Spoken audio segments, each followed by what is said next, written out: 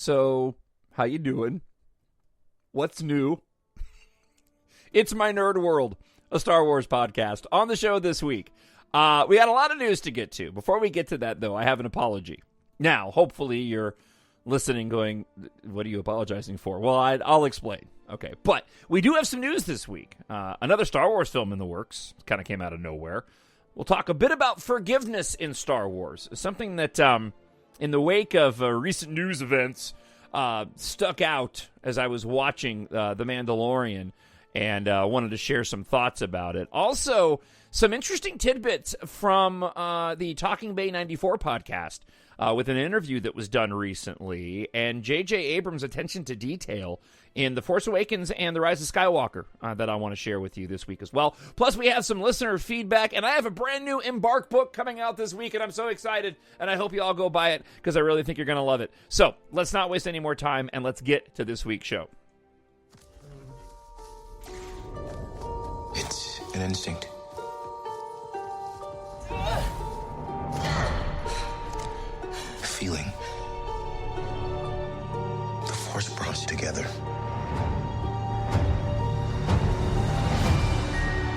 We're not alone.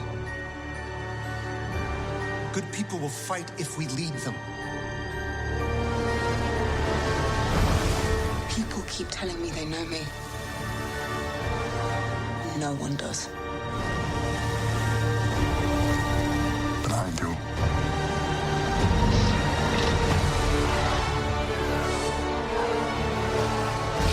Long have I waited. And now, you're coming together.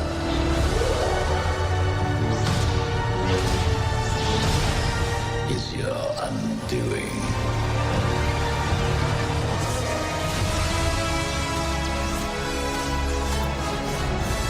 Confronting fear is the destiny of a Jedi.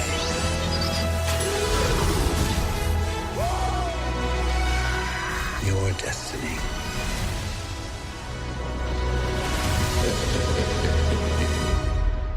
The Force will be with you.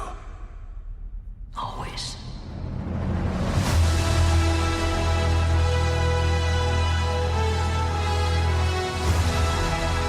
My Nerd World. I got this gift card from work, right, which is pretty cool for Christmas. So I got a couple items. I got an A-wing. I got a Hasbro A-wing. I had one. It was the blue one, Tali Lindra's from The Last Jedi, but they released a standard red one, and I missed it on its first release. So I got that. I'm looking at it right over here. I have a Black Series Dark Ray coming, which I'm really excited about. It should be here on Tuesday, which is also the release date for my latest EMBARK book that I'll talk about a little bit later on in the show. And I got this rad shirt that I'm wearing right now, black T-shirt, but it's a Rise of Skywalker shirt. It's got the Rise of Skywalker Star Wars logo on the front, but it's in green, which I thought was cool. And in the back, it has all the release dates of the Star Wars films. So I was very excited, and I'm very excited to do the show this week. There has been an awakening.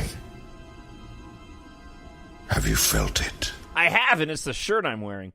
So before we dive into the show this week, I want to apologize. And somebody made a comment on the YouTube channel to this. And I had already kind of felt this way after I wrapped up last week's show, and I'll keep this brief because I want to get to the content of the show. But you know, I'm a full-time talk show host. I've been doing radio now for 25 years, and last week I decided to, and I've done this before, but just not very often. I decided to kind of approach the show the same way that I do the news talk show that I do Monday through Friday. So I grabbed a bunch of different stories and, took notes on them. And they happened to be, some negative Star Wars stuff that had been out there. And did what I do often on the radio show that I do. And that is, I tried to go through and offer a rebuttal to the criticisms that were out there that I find so ridiculous and shred them a bit. And somebody had commented, and I can't remember who it was, so my apologies, but And they said, you don't always have to call out the negativity on the show. And I know that. And I had the show labeled, a Star Wars positivity for a while because I pride myself on being positive on the show. And I know that you have emailed me before and said, no, I think the show's still positive, even if you're pointing out the criticism. But even when I wrapped up the show last week, I felt a little uneasy because it just didn't come off the way that I normally like to do the show, and that is just talking about Star Wars in a positive way, even when we're, and I take a moment to go and push back on some of the criticism. So if last week's show was a little bit too harsh or negative, I apologize for that. If it wasn't, then great, cool. But I just know that when I walked away from the show last week, there was a part of me that almost went to re-record it, and I was like, no, I never do that. It's genuine. It was authentic for the time. So I left it out there. So if you felt that way, I just wanted to apologize because I do try to keep things positive on the show. All right, let's get to some items this week, though. And let's start off with something I do often, and that is a bit of a personal story. My wife, Melinda's out of town for the weekend, and that frees up me to watch more Star Wars and not have to get the eye roll that, my husband's watching Star Wars again. My wife doesn't care. I'm the only one that really cares when I get the eye roll. She doesn't care that I'm watching Star Wars, but I just don't like getting the eye roll. So I decided this week I was going to work through the sequel trilogy. And so watched The Force Awakens last night. And I also watched The Force Awakens last night because of a segment on the show that we'll do coming up. Andrew Booth on Talking Bay 94 works in special effects for ILM, was on the Talking Bay 94 podcast and made some really, really interesting comments about J.J. Abrams and the creative process. And I hadn't watched The Force Awakens in a while. I kind of been wiping out on The Last Jedi and The Rise of Skywalker. And again, it was another one of those moments where I sat down and just watched the film, put my phone off to the side, and just, let the story play out. And, in the sequel trilogy, with so much focus that The Last Jedi gets good and bad, and with so much focus that The Rise of Skywalker gets, being the final film in the Skywalker saga, and the criticism and the positivity that it gets, The Force Awakens doesn't get its proper due. That really is a fantastic film. It really is. It is so, so enjoyable. And especially compared to The Last Jedi and The Rise of Skywalker, it is just such a, I don't want to say simple film, but it really does carry that Star Wars A New Hope mantle of just being a fun Star Wars science fiction film.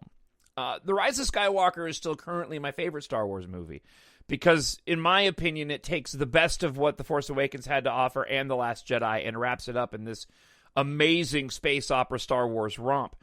But I really, really enjoyed sitting down and watching The Force Awakens last night.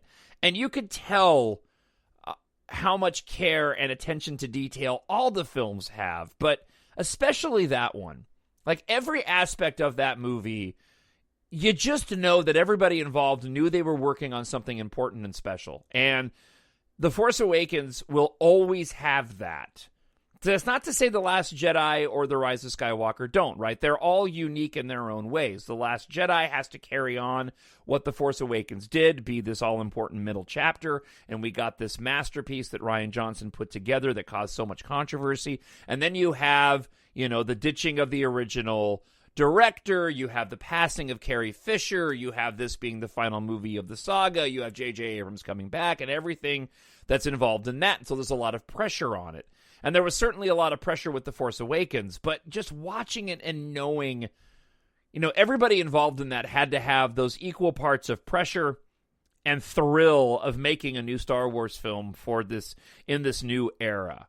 So I just wanted to share that with you, because I just, Star Wars is just so great. And I was watching it last night with my boys, because like I said, my Melinda was out of town, and they didn't sit down and watch the whole thing with me, but both of them kind of popped in and watched a bit of it, and I was just like, man, Star Wars is so great. It really, really is. All right, let's dive into some news this week, and kind of one that came out of nowhere. We are the spark that'll light the fire that'll burn the First Order down. So, at a deadline, after penning Doctor Strange and in the Multiverse of Madness, and serving as head writer and executive producer on the upcoming Disney Plus Loki series, Michael Waldron is looking to stay in business with Disney with Disney Studios in a big way. Sources tell Deadline that Waldron has been set to write a new Star Wars feature that Kevin Feige, president of Marvel Studios and chief creative officer of Marvel, will develop and produce for Lucasfilm and Disney. Just one part of the recent deal Waldron signed with the studios that will keep him in business with Disney for some time. Disney has declined to comment, but besides writing this new Star Wars film, he's also going to come back for season 2 of Loki. This is the first piece of news about Kevin Feige of the Marvel Universe and about his Star Wars film since the project was first rumored in the fall of 2019. Lucasfilm recently announced several films at Disney's Investor Day, including Rogue Squadron with Patty Jenkins. However, this is not one of them. The project was first rumored following the success of Endgame before the launch of The Rise of Skywalker. Kathleen Kennedy was looking to start a new era of Star Wars films, and given how much love Feige had for the franchise and how masterfully he navigated the Marvel Cinematic Universe over the past decade, he felt it the perfect fit to spearhead a new feature on the beloved IP. Since Waldron has been brought on, there is no idea when the film will get into production or make it in front of audiences, but his attachment adds momentum to the film's development. So, a lot of the online speculation puts this after Taika Waititi's film. So we would get, I may be getting my dates wrong because I didn't write them down, but we get Rogue Squadron. And look, despite how bad, in my opinion, because I didn't enjoy it that much, Wonder Woman 84 was, there was no 84 music in it. Anyways, I'm not going to get into it.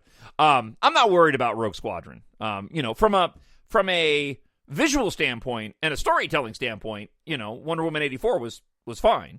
I just didn't like the story itself, right? And there's a difference between that. So it really comes down to what is the script.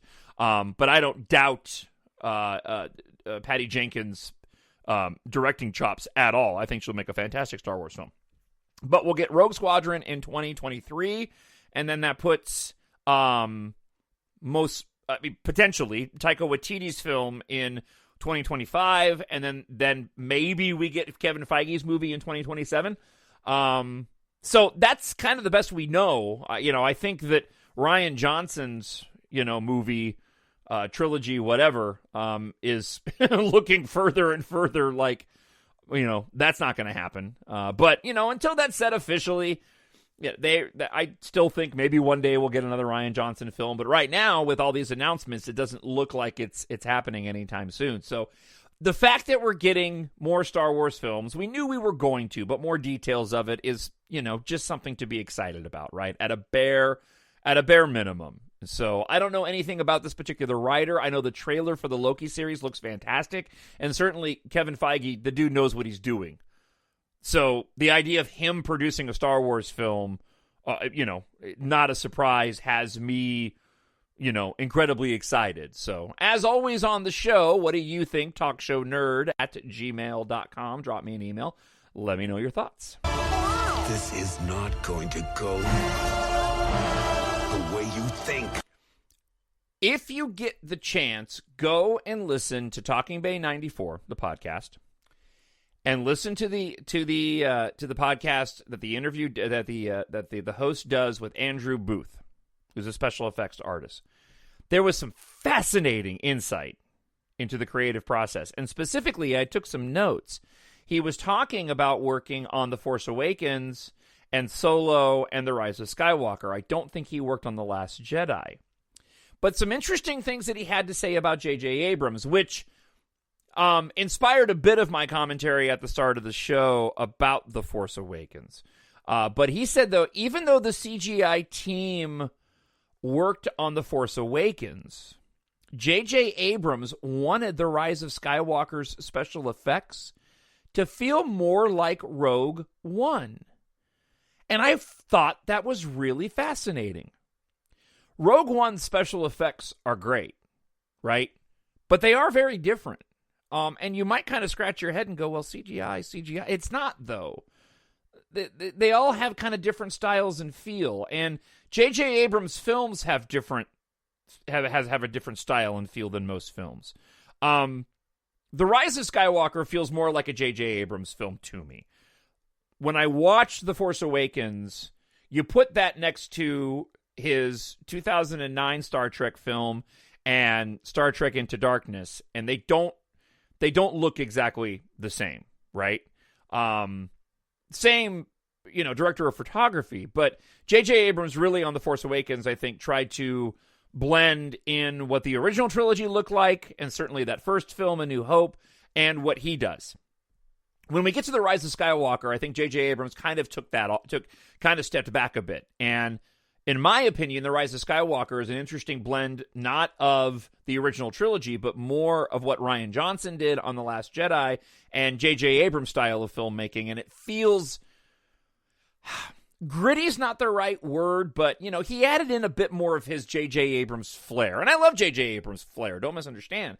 I love J.J. Abrams' movies. I've said this many times. I find J.J. Abrams' films to be very rewatchable. And certainly watching the Force Awakens last night was just another example of that. But The Rise of Skywalker does have a different sort of feel to it. But Rogue One and the CGI effects were the closest CGI effects that I've seen that kind of match the real world model building. And you could tell the difference if you watch The Mandalorian, and Moff Gideon's destroyer was a practical effect for those shots, and you can tell the special effects shots in Rogue One look very practical in the way they're set up. So I thought it was really interesting that he wanted The Rise of Skywalker to feel more like Rogue One. The Andrew Booth, the special effects artist, talked a bit about Mission Impossible, and this really put me in a different headspace about that final battle that we got over Exegol at the end of The Rise of Skywalker, because that was one of my original complaints of the film, of the few that I had, was that the final over the planet space battle was a little bit too, well, it's in atmosphere, but it looks like it's in space, was a little too kinetic, right? There wasn't enough sort of, singular shots of the dogfighting going on, like what you would see at the end of A New Hope in the battle over the Death Star, or any of the other space battles that we've seen within the films. But Andrew Booth talked about how in Mission Impossible 3, when they had the drone battle with the trucks and the shootout with the helicopter on the bridge, right, over the water, that he really wanted the shots to be and feel like you were on the bridge and from that perspective, and that JJ was really focused on that. Keeping that in mind, going in and considering the end battle of The Rise of Skywalker, I went, okay, JJ was going for something very specific in terms of the look. He wanted it to feel very much like you were in the heat of battle. Because if you were in any of those ships, if you've played Star Wars Battlefront, and I don't particularly like this way, like when Squadrons, I've had a hard time playing Squadrons because I don't like the in-cockpit view. I prefer the third-person view of actually seeing the ship fly around.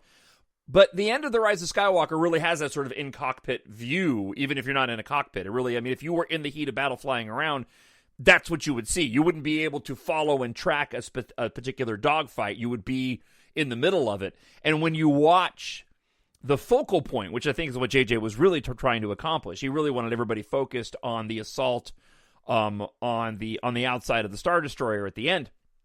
It really does have that you are standing on the Star Destroyer feel. One shot that I've never mentioned on the show that I think is so rad at the end of The Rise of Skywalker is when Janna and Finn take down that Star Destroyer, and it's going to crash into the surface of Exegol, and Lando comes in with the Falcon and rescues them, and he's actually floating the Falcon down in tandem with the Star Destroyer falling as they hop on top. It's just a rad shot. I just think that's cool. A couple other points that he made was in The Rise of Skywalker, J.J. Abrams wanted the Resistance and the First Order and the whole universe being a year later than The Last Jedi to feel like everything was in turmoil. Things in the universe were not looking well. The Resistance was on their knees and the First Order was broken. So he wanted that to be reflected within the story. And I think it worked. Especially when you consider that there was a need and desire in the film to join up with the Sith Eternal to expand the fleet. J.J. Abrams wanted things in the universe to show that they weren't working well, and he wanted the Rise of Skywalker to reflect that. And then he went on to talk about how in Solo it was meant to feel more 60s and 70s, and oddly less like Rogue One.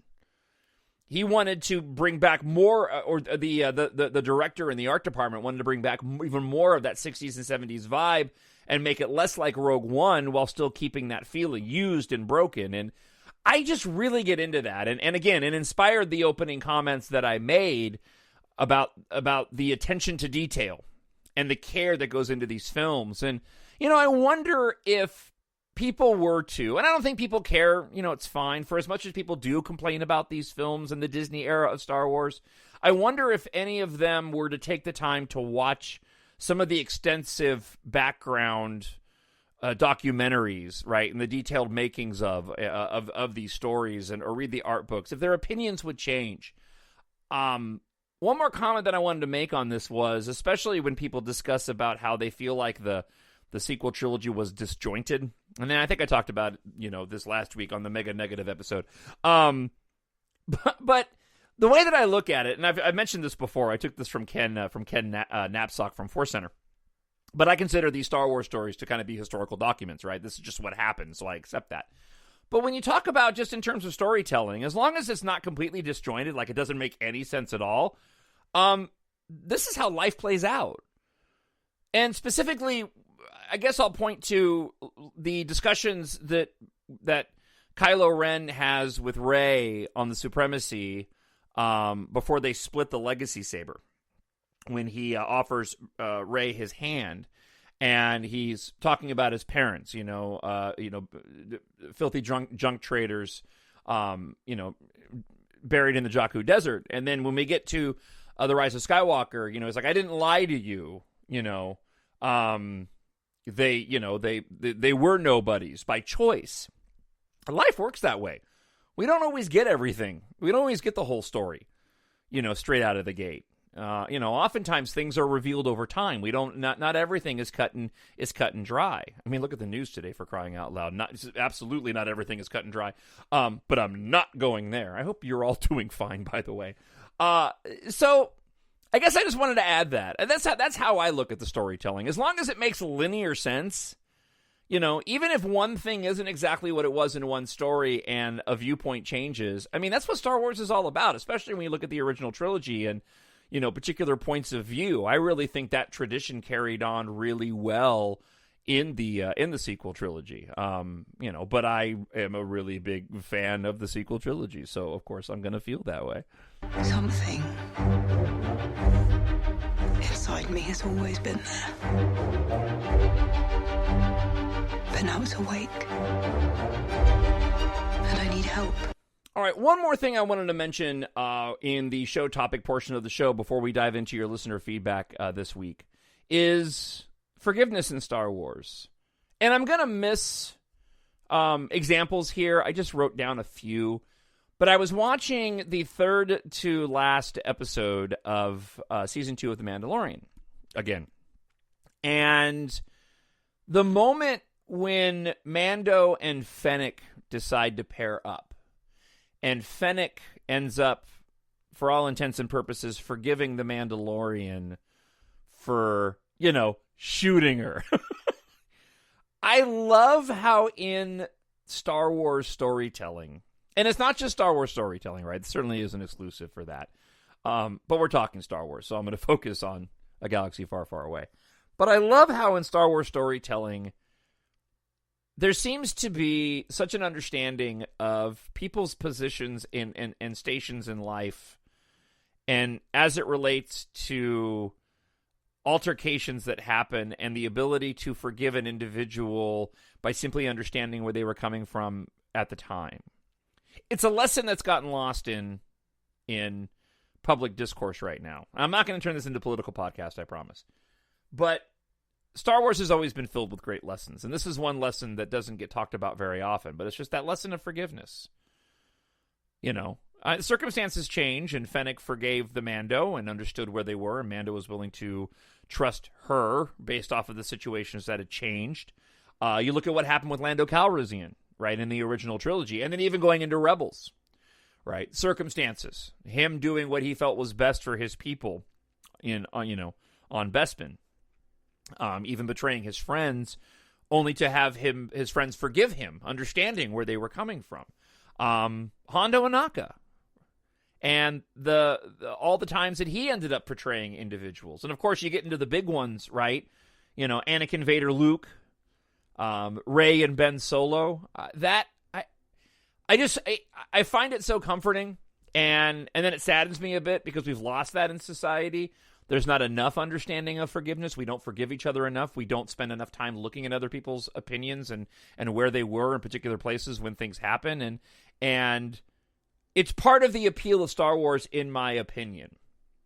I mean, now you're also talking about a world where Han Solo, without thinking twice, can grab a member of Conja Club and toss him into a Rathtar's mouth. Which cracked me up, right? Just the amount of death that takes place. Like the rules as it relates to murder in the Star Wars universe are just completely different than what we deal with. I mean, the relationships are too.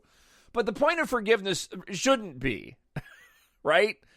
We should be able to go and look at individuals, and even if they've wronged us, depending on how egregious it was, to be able to go, okay, I understand where you were, and you're asking me to forgive you, and I accept your apology. And I just, in that episode, in The Mandalorian with Fennec and the Mando, it really, that clicked for me. And then I went, that's another reason why I love Star Wars as much as I do. The lessons of forgiveness and how it just seems like in regular life we've seemed to have abandoned that. And I just pray that it returns soon. I need someone to show me my place in all this. TalkShowNerd is the email address you wrote me, and I'm going to read your emails now. A friend of the show, Purple Flower, says this: I don't understand why people thought there wasn't going to be a Season 3 of The Mandalorian. While Mando did accomplish his goal of returning Grogu to a Jedi, there's still more stuff to uncover. Like you mentioned in the podcast, Mando has the Darksaber, which he can't just give to Bo-Katan. Does that mean he's the rightful ruler of Mandalore? Also, he has broken his code twice. Mayfield saw his face, and so did the ladies that were with him to rescue Grogu. Can he still put on the helmet, or does he need to leave the creed that he originally swore to? Plus, Moff Gideon is still alive, and we don't know why he wanted Grogu's blood. Anyway, it annoys me so much that there are content creators out there making rumors out of nowhere. Well, yeah, but they need to make money. That's not an excuse, by the way. But they should be forgiven. See what I did there? To me, it was pretty obvious that The Mandalorian Season 3 had to be postponed because in case some people forgot, there was still a pandemic going on, and that it's affecting a lot of scheduling releases. Plus, with all these shows coming out, it just makes sense. Regarding the final episode of Season 2, I wish that Mando would have told Luke that he was kind of short for a Jedi. That's pretty funny. I hadn't read these yet. That was pretty good. Just kidding. It was an amazing episode, and I hope you and your family had a wonderful Christmas and a happy New Year. Yeah, we did. Thank you, Purple Flower. I appreciate it. All right. T.E. said this. As I said before, certain fans prop up Mando at the expense of the sequel trilogy simply because it's safe. I love the show, but it's exactly what I always thought a fan-catered Star Wars live-action show would be. Season 2 is basically fan service the show. I don't disagree, but I love it for it, right? Thank you, T.E. I appreciate it. Your avatar, by the way, T.E., cracks me up. For those that don't know what I'm talking about, go to my YouTube page and look at T.E.'s avatar. It's pretty funny. Miranda Alicia says this, friend of the show. Yeah, that's right. Not all Star Wars has to be well-liked to be great. Not every Harry Potter film was well-liked. Order of the Phoenix and Half-Blood Prince were not well-liked as films, yet a lot of people still liked them. The third Hunger Games book, Mockingjay, was not popular by many in the fandom. I didn't know that. Nor was it as beloved as the film. A film will make that too because it was split in half, yet some people still liked it. Look at the Twilight Saga. A lot of people did not like the Twilight Saga, but there were plenty that still liked it. I still do. The problem, I like the Twilight movies. Yes, I know, but I do. I didn't care for the last one just because it felt like I was watching X-Men. Like suddenly all the vampires all had unique and special powers. I just didn't get that. Still enjoyed them, though. Don't misunderstand. Let's see. Ironically, I'm watching Snow White and the Huntsman. I watched, there's a fantastic YouTube channel called Good Bad Flicks. Good Bad Flicks. And the little mini documentaries that this guy does on Good Bad Flicks. He did one for Snow White and the Huntsman. I watched it 2 nights ago. Really, really good. I'm a Kirsten Stewart fan, though, so probably explains my affinity for Twilight. I'm pretty sure that Edward and me are the only 2 people that really think that Kirsten Stewart is that attractive. All right, back to Miranda's email quickly before I wipe out again. Watching Snow White and the Huntsman as I'm typing this, look at all the Star Trek films, especially the ones directed by J.J. Abrams. Were all of them well received and beloved? No. A lot of people still like them. I did.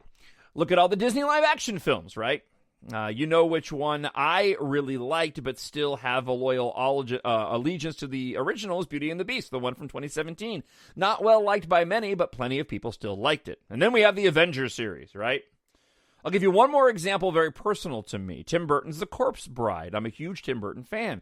It is a bit of an underrated gem, not as memorable as The Nightmare Before Christmas, but I find it to be somewhat of a superior film, and I think the story is better and has more depth to it. And I don't know if you know this or not, Miranda, but Tim Burton had very little to do with The Nightmare Before Christmas. He didn't direct it. His name was attached to it later on. I mean, obviously, this was his characters and his designs, but in terms of the actual creative process, he was almost completely hands-off. Watch the Movies That Made Us holiday special on Netflix, and there's a great documentary on The Nightmare Before Christmas and how they only attached Tim Burton's name at the time of the release because they wanted to bring more attention to the film because they didn't know how to market it. It's really interesting. Thank you, as always, for the email, Miranda. I appreciate it. Irene Davis says this. Missed you, my friend. Happy New Year and to listening. Thank you, Irene. Took that week off. Game Station 3 says this, based off a comment I made on the last show. You actually enjoyed Fantastic Four? Why? Look, I have no, and I mentioned this online, I have no source material to look at when it comes to Fantastic Four. So that film is about 90 minutes, and I just find it enjoyable for a superhero film. It's not great, but I own the Blu-ray and I watch it. I liked it. I was curious to see what Josh Trank would do. And of course, that's the movie that ended up dooming him from doing Boba Fett. But no, I kind of enjoyed Fantastic Four. You know, it's not the greatest movie ever, but it wasn't atrocious. Dark Knight Phoenix was bad. That one I don't own and haven't watched a second time. Oh, that's it. All right. Yeah, that may be one of the shortest shows I've done in a long time. See? This is what you get for an apology. You get a shorter episode. I do want to take a moment, though. Don't leave just yet. So I want to talk a little books, because that's a difficult thing to do. And selling books, it's hard. I have a brand new book coming out on Tuesday. It is Corbijn and the Asteroid of Misfortune, an EMBARK adventure. So this is book 4 in the EMBARK series. Shorter than the first 3 books at about 60,000 words. It's kind of a comedy written in first person from Corbijn's point of view. This can be read as a standalone book. So if you've not read any of the other EMBARK books, but you've been thinking about it, right? This is a good entry point for you, because while you will get some spoilers for what happens in the trilogy, books 1, 2, and 3, it does serve as a primer for those first 3 books. You do not have to have read Book 1, Treasure in Darkness, or The Vanishing War to enjoy Corbijn and the Asteroid of Misfortune. It is Book 4 in the EMBARK series and does serve as a bridge to the next trilogy. Books 5, 6, and 7 will be released later this year. Book 5 is already finished. I just wrapped up the first edit on the first draft of that book. I cannot wait to get it out there. That book is exciting, and I did something that I may get in trouble for. I did something in book 5 of my EMBARK series that Disney might get mad at me about, but I'll save it, because that book's coming at the beginning of March, and right now I need to promote Corbijn and the Asteroid of Misfortune. Corbijn, former musician turned intergalactic messenger, used to tour the world in his beloved ship, the 09. That was before the Great Evacuation of Earth sent countless humans into deep space to find a new home. With nowhere left to rock, Gahan traveled between the populated planets with his sarcastic AI companion Alex, sending out communication drones for a price. During the Vanishing War, Gahan and Alex on board the 09 are struck by the enemy, sending them hurtling uncontrollably through space. Now, marooned on an asteroid, running low on fuel and oxygen are the least of their problems. Gahan Corbijn and the Asteroid of Misfortune is available in ebook and paperback. The audiobook is finished and pending the approval from Audible, so that should be available here as soon as they approve the audiobook. If you go to Amazon.com, search for Jon, Jon Justice, you can pre-order the ebook, but you can buy the paperback right now. Long story, but the official release date is Tuesday, and I'm hoping for a big launch on Tuesday, which is why I did the pre-order, to get the rankings on this book up as high as I possibly can. But if you want to buy the paperback, you can wait until Tuesday, the 12th. You can wait until Tuesday, or you can go to Amazon right now and pick up the paperback.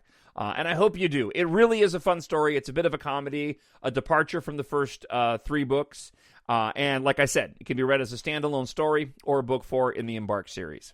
All right, that's it. Be safe and healthy and happy. Do not fear wherever you are, right? I do believe that all things work together for good, and I do believe that everything happens for a reason, even the bad stuff. I got a smile on my face because I try not to worry about stuff. So I hope you enjoyed the show this week. I look forward to hearing from you. I hope you'll continue to support my ambitions to become an author and go to Amazon.com or mynerdworld.net and pick up all of my books. I really would appreciate it. Have yourself a great and safe week. Stay happy. Hug your friends and family. And hopefully this was a nice diversion from everything that's going on in the world right now. I'll talk to you again next week. May the Force be with you. The Force will be with you, always. My Nerd World.